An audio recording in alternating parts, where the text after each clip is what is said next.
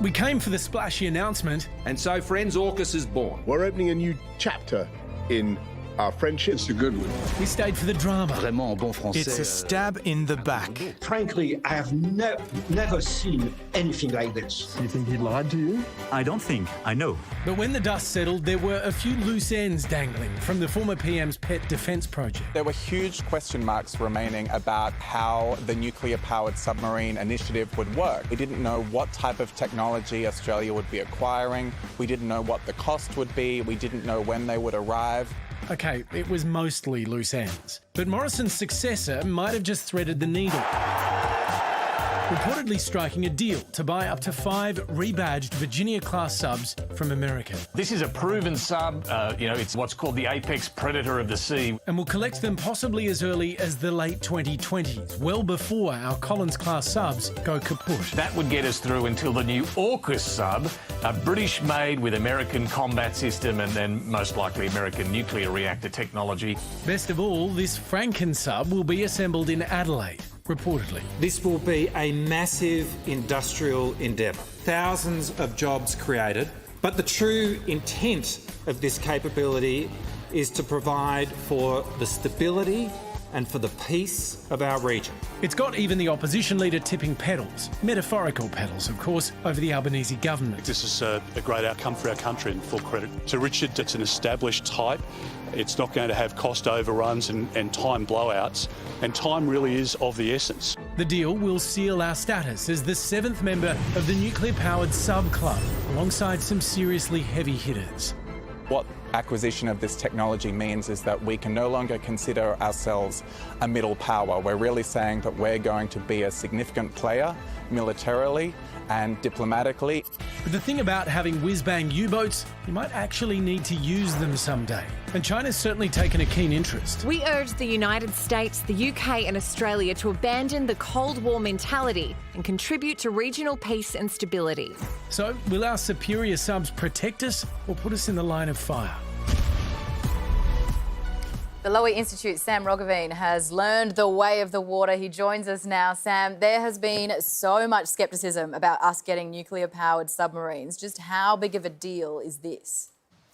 Well, the Prime Minister and the Defence Minister have both said in recent times, in their own words, that this is a massive capability leap for the Navy and for the Australian Defence Force, and they're absolutely right. If this was the natural world, these would be the great white sharks, absolutely at the top of the food chain. The big question, of course, that's hung over this program from the beginning is can we actually get them? Can we deliver? We're proposing from a standing start. That's a massive undertaking. We've never done anything like it before, and these are some of the most complex machines that humans have ever built.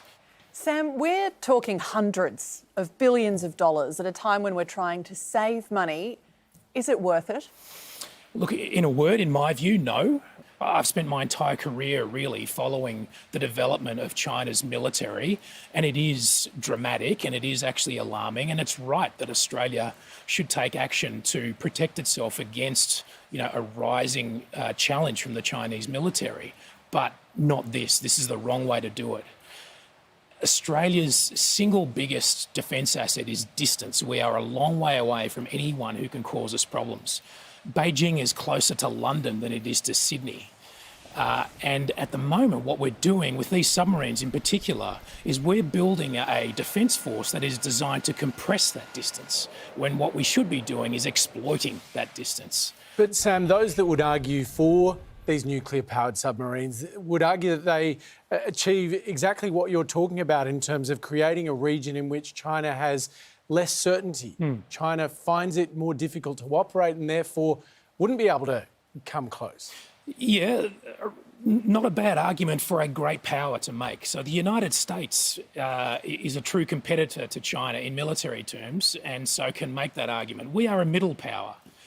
So what we're proposing now is to develop a submarine fleet that essentially is designed to hem the Chinese Navy in along its coastline and even to fire missiles onto the Chinese landmass. That seems to me unnecessarily provocative for a country that could much more easily and much more affordably defend itself close to its own borders.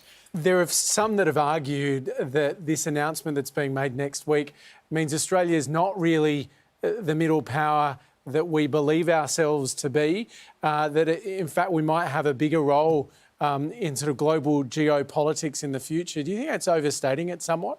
Well, clearly, I think what these submarines are designed to do is to tie us more closely to the United States and American strategy in the region. And if you believe that the United States is truly committed to maintaining its status as overwhelmingly the most powerful military power in this region, then that might make sense. But it seems to me there's reason to question that.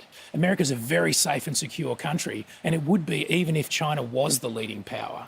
So I would argue that actually we're far better off investing in capabilities that allow us to defend ourselves independently in an era where I think we can rely less on the United States. Appreciate your time. Thanks, Sam. Thank you.